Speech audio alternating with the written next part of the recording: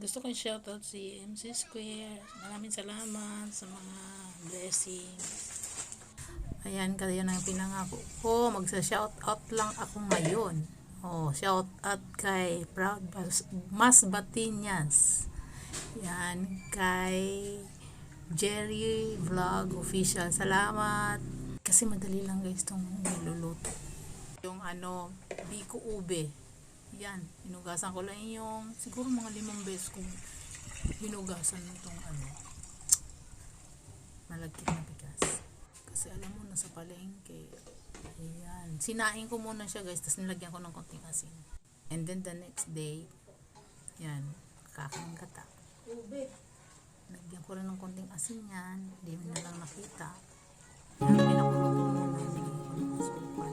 Tsaka ang dami ko kasi nakastock dito.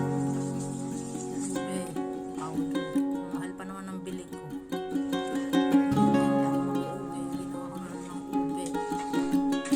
Yan, 400 lang isang kilo. Lasa talaga siyang bigas. Halo-haloin lang.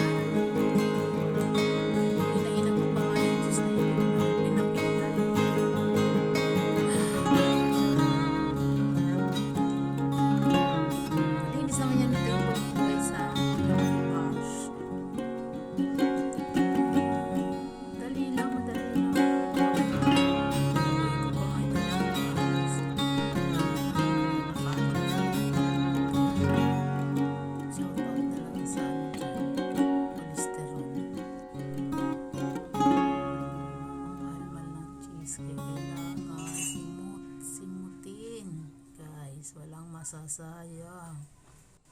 Ayan, ang haba-haba na. Ito na, bye-bye na guys. Thank you. See you next video.